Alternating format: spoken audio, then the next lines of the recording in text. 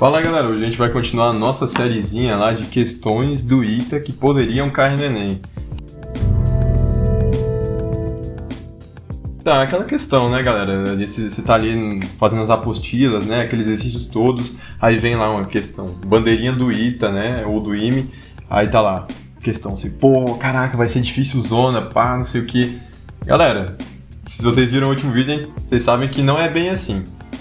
Então, hoje a gente vai mostrar de novo que tem questões do ITA, pô, que são fáceis assim, galera. Bem rápido de resolver, assim, a gente toma um susto, mas são de boaças de resolver, inclusive poderiam cair no Enem. Então é o seguinte, a gente vai lá no questões, né, a gente vai procurar as questões, onde a gente vai dar uma olhada na ITA, Física, no ano de 2009 e 2010. Então, hoje a gente vai lá na questão, ó, já aparece a prova todinha, com os gabaritos e tudo mais. É bem interessante, até para quem não quer ITA nem IME, não, porque são questões muito interessantes. Então, se você ficar bom nelas aqui, você mata qualquer questão, em qualquer vestibular. Então, olha só. A gente vai pegar essa questãozinha aqui, considera um pêndulo simples, nananã. Então, e a gente vai também pegar outra questão em 2010.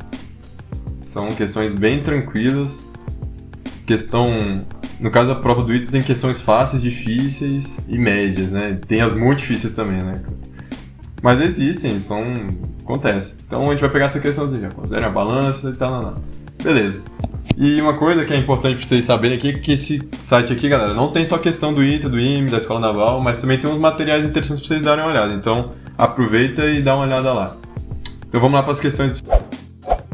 Bom, pegando a primeira questão aqui, galera, ele fala assim, ó, considera um pêndulo simples de comprimento L e massa M abandonada da horizontal. Então, para que esse fio não se arrebente, o fio do pêndulo deve ter uma resistência à tração, pelo menos igual a... Então, galera, que você tá lá, pá, soltou o pêndulo, e aquele fio tem que ter uma resistência, né, galera? Porque senão, ele passa por alguns momentos ali, ele pode arrebentar. Então, seguinte, ele tem uma massazinha aqui, M, tá ligado a um fio, e um ponto de apoio aqui, comprimento L. Então, se você tá aqui, ó, e soltar essa massazinha, ela vai fazer esse percurso aqui, ó. Percurso circular. Então, tá aqui ela. Aí vai ter o fio vai estar aqui, no caso, né? E vai ter, no caso, uma tração pra cá. Evitando dele cair, né? Que vai ter a força peso. E o que ele faz, né? Ele faz esse percurso circular. É justamente a tração, né? E a força centrípeta aqui, que é a resultante da velocidade que ele vai tomando, né? Aqui nesse percurso circular. Então a gente vai ter também uma força centrípeta para baixo aqui, ó. Vou chamar de F. FC. Força centrípeta. Bom, disso a gente tem que calcular a tração, né? Porque a gente quer o quanto que precisa para não arrebentar.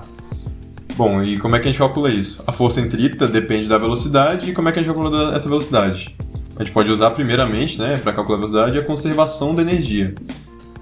Ele caiu tanto um L aqui, né, um comprimento L, porque o fio foi segurando ele aqui, então ele caiu L.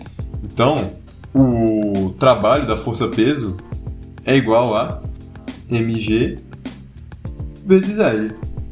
Esse trabalho é tudo convertido em energia cinética. E a gente sabe que a energia cinética é dada por mv² sobre 2. Disso a gente tira a velocidade. Velocidade igual a raiz de 2gl.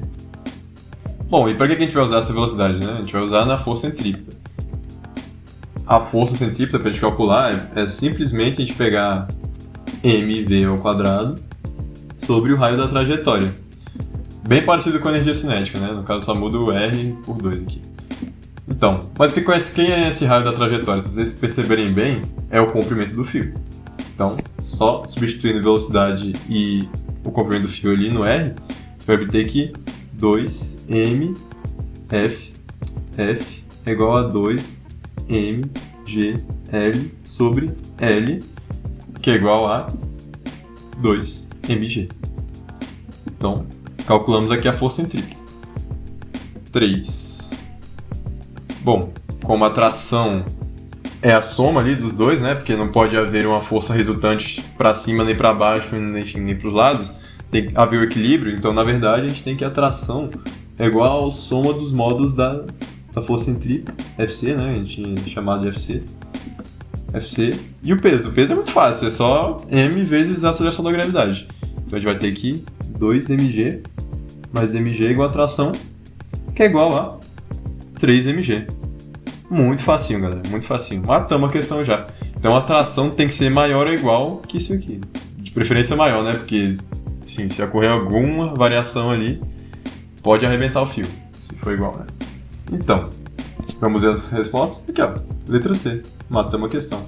No caso do Enem, não ia ser L, M, ele daria valores, né? No caso, L igual a 1 metro e M igual a 2 quilos, por exemplo. Então ele teria, na verdade, uma resposta numérica. No ITA é muito comum ter esse tipo de questão aqui que eles não colocam os valores. Agora vamos para a outra questão que a gente escolheu.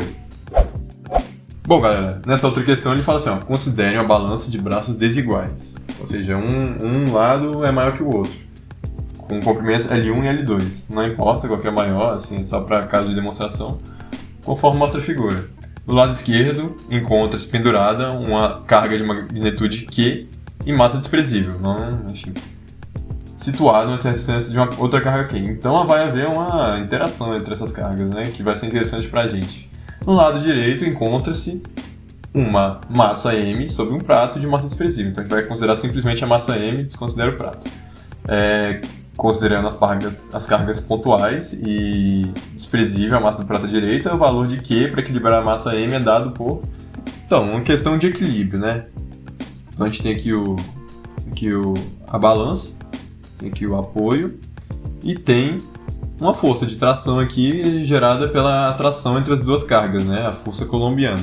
No caso, a tração vai ser igual à força colombiana, força elétrica entre as cargas Q e Q, né?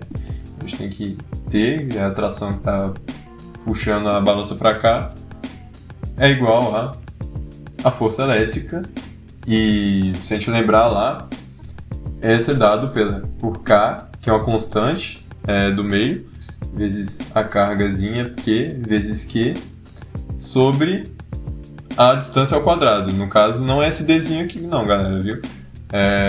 Vou mostrar aqui para vocês porque não é. Tá aqui, ó. Tem aqui a carga Q e a carga Q. Então, ele fala que essa distância aqui é D. E esse ângulo que a gente sabe que é 30 que ele deu. Então, a gente está interessado nisso aqui, ó. Nesse D aqui. E quanto é isso? É D sobre cosseno de 30. Então a gente vai ter, né? A gente está interessado no Dzão ao quadrado. A gente vai ter D ao quadrado sobre cosseno de 30, que é raiz de 3, sobre 2. A gente vai ter 3 e 4 aqui.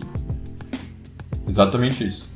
Então, se a gente substituir, a gente vai obter K, Q sobre 4D ao quadrado e 3 aqui, né? Bom, beleza. Fizemos a primeira parte, calculamos a tração. Mas a gente não está interessado nessa tração na parte horizontal, a gente está interessado para baixo aqui. Porque tem uma massa aqui, ó, tem um peso mg para baixo aqui. A gente está interessado, na verdade, nessa componente aqui da tração. E é só, como é que a gente faz para calcular isso aí? Simplesmente, né, faz o cosseno aqui. A gente quer calcular T cosseno de 30. Então, a gente vai calcular esse componente, vou chamar de TY, igual a T cosseno de 30, que é igual a 3 raiz de 3 K, Q sobre 8D ao quadrado. Beleza? Então, a gente já tem todas as forças ali que a gente está interessado. A gente vai calcular agora o equilíbrio do torque, né? Então, é o seguinte, a gente tem aqui o torque de um lado, né?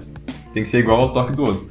Ali, ó, a tração está puxando a barra para cá e o peso está puxando ali, o peso da massazinha lá está puxando para cá. Então, esses torques aqui, ó, T1 e T2 tem que ser iguais para ter um equilíbrio. Então, como é que a gente calcula o T1? T1 é o TY vezes o braço de alavanca, que é L1. Então a gente tem, ó, 3 raiz de 3 K, Q vezes L1 sobre 8D ao quadrado. A gente tem que, isso aqui tem que ser igual ao T2. Quanto é o T2? É o peso vezes o braço de alavanca daquele lado, que é o mg L2. A gente quer isolar o Q, a gente está interessado nesse valorzinho. E nisso a gente vai obter que Q passando tudo pro lado, né? Pro outro lado ali seria 8d ao quadrado, mg, L2... D já tá ali, então não precisa. mg L2 sobre 3, raiz de 3, k vezes q L1. Acabou aqui, galera? Não acabou. Se fosse como é desse fato aqui, ó, do mesmo Q, do mesmo sinal que o Qzão aqui, o Qzinho do mesmo sinal que o Qzão, não daria certo. Por quê? Porque seria uma força de repulsão. A gente está interessado numa função, numa força de atração para puxar, né, aquele braço de alavanca. Então, na verdade, essa carga tem que ter um valor contrário da carga aqui. Então, seria um menos aqui. Então, seria essa resposta aqui. Vamos procurar lá nas respostas e ver qual que é. Achamos aqui, ó, letra E. Como eu disse, né, são questões assim relativamente fáceis, né, pro ITA e tal, e poderia muito bem cair no Enem, facilmente. No caso, o Enem ele não usaria L1, L2, D, M, ele usaria valores numéricos pra gente calcular na hora, né. Como eu disse, é muito comum, né, no ITA cair desse jeito aí. Então, fiquem espertos e vale a pena vocês depois darem uma conferida no nosso canal lá do Cosseno e no nosso site, assim como nas nossas redes sociais lá, o Instagram e tudo mais, porque tem muito conteúdo interessante para vocês, galera. Aproveitem aí e até a próxima.